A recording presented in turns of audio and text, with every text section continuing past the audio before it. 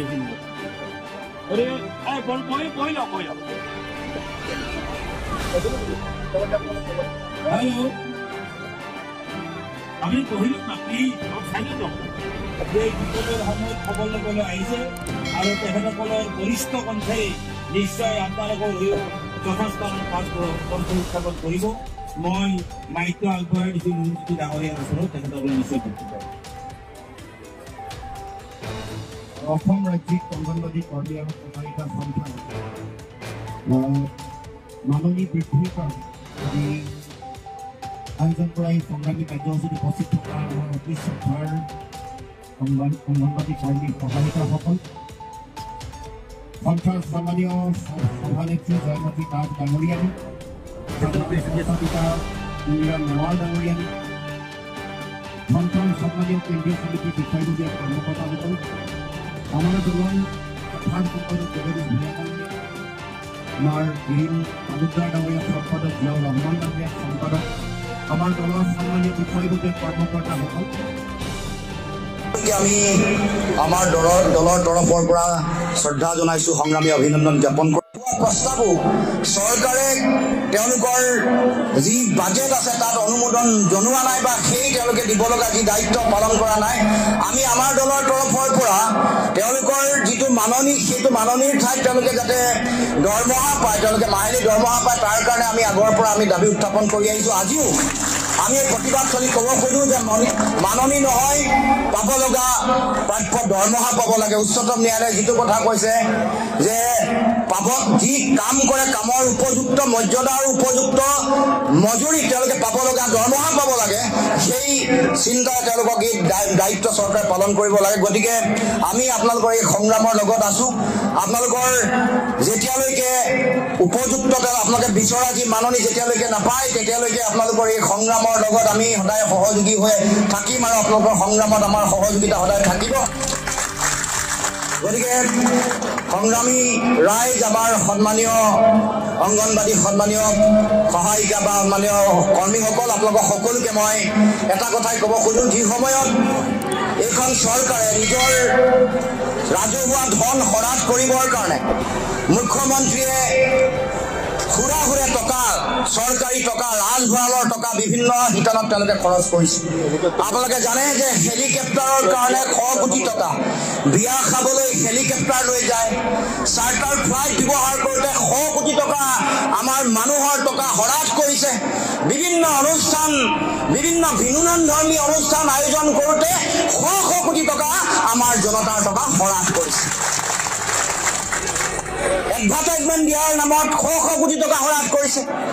আপোনালোকে জনসংযোগত যদি RTI মানে দেখিব যে কিমান 100 কোটি টকা, 1000 কোটি টকা তেওঁলোকে এনেকৈ এডভাৰটাইজমেণ্ট দিয়াৰ নামতে তেওঁলোকে উলিয়াই পঠাইছে। কিন্তু আমাৰ যিসকল সমাজৰ যিসকল মূল কাম কাজৰ লগত জড়িত হৈ থকা অংগনবাদী কৰ্মী বা সহায়িকা, ইয়াত আপোনালোকৰ কাষতে NHM-ৰ যিসকল কৰ্মচাৰী, তেওঁলোকে নিজৰ প্ৰাপ্য অধিকাৰৰ কাৰণে সংগ্ৰাম কৰি আছে।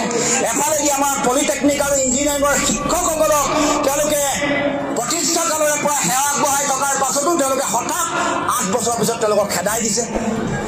এই যে অগণতান্ত্ৰিক যিটো চিন্তা, আমাৰ ৰাইজক নিজৰ অধিকাৰ দিয়াৰ কাৰণে তেওঁলোকে যিটো দায়িত্ব পালন কৰিব লাগে, গণতান্ত্ৰিক যিটো দায়িত্ব পালন নকৰি কেৱল মাত্ৰ ভোগ বিলাস আনন্দত মত্ত হৈ ৰাজহুৱা ধন তেওঁলোকে যে হৰাজ কৰিছে, এই কথা ইতিমধ্যে সকলোৱে দেখিবলৈ পাইছে। গতিকে এই কথাৰ প্ৰতিবাদ হ'ব লাগিব।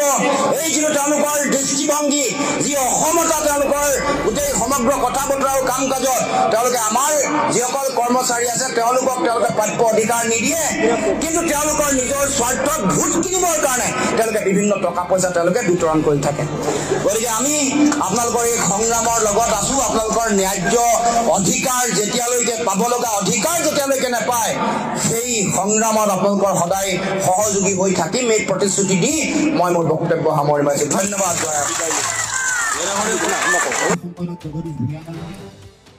আমাৰ গিৰিন তালুকদাৰ ডাঙৰীয়া সম্পাদক, জিয়াউৰ ৰহমান ডাঙৰীয়া সম্পাদক, আমাৰ দলৰ সন্মানীয় বিষয়ববীয়া কৰ্মকৰ্তাসকল, আমি আমাৰ দলৰ তৰফৰ পৰা শ্ৰদ্ধা জনাইছোঁ, সংগ্ৰামী অভিনন্দন জ্ঞাপন কৰোঁ।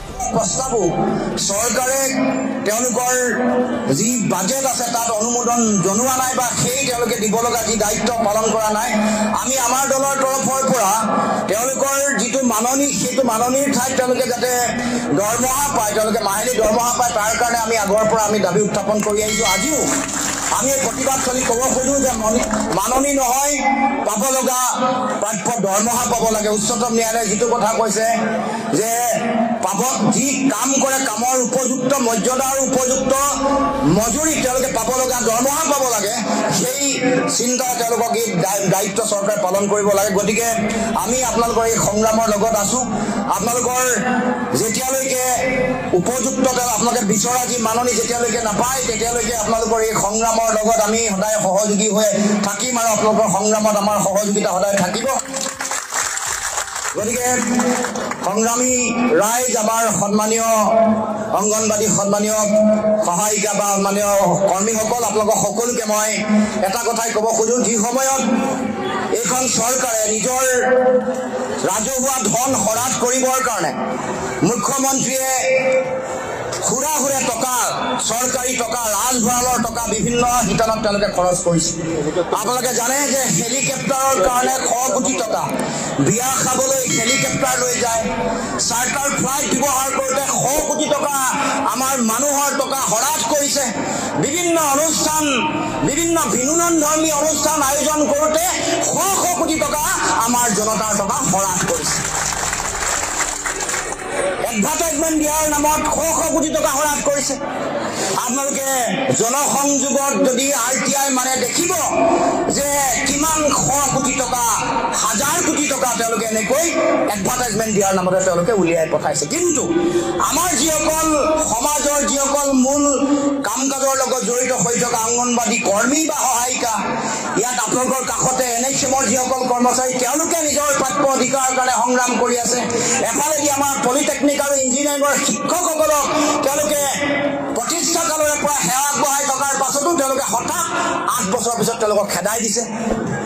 এই যে অগণতান্ত্ৰিক যিটো চিন্তা, আমাৰ ৰাইজক নিজৰ অধিকাৰ দিয়াৰ কাৰণে তেওঁলোকে যিটো দায়িত্ব পালন কৰিব লাগে, গণতান্ত্ৰিক যিটো দায়িত্ব পালন নকৰি কেৱল মাত্ৰ ভোগ বিলাস আনন্দত মত্ত হৈ ৰাজহুৱা ধন তেওঁলোকে যে হ্ৰাস কৰিছে, এই কথা ইতিমধ্যে সকলোৱে দেখিবলৈ পাইছে। গতিকে এই কথাৰ প্ৰতিবাদ হ'ব লাগিব।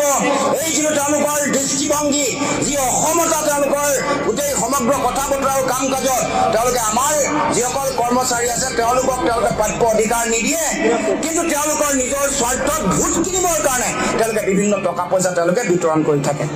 গতিকে আমি আপোনালোকৰ এই সংগ্ৰামৰ লগত আছোঁ। আপোনালোকৰ ন্যায্য অধিকাৰ যেতিয়ালৈকে পাব লগা অধিকাৰ যেতিয়ালৈকে নাপায়, সেই সংগ্ৰামত আপোনালোকৰ সদায় সহযোগী হৈ থাকিম, এই প্ৰতিশ্ৰুতি দি মই মোৰ বক্তব্য সামৰি মাৰিছোঁ। ধন্যবাদ।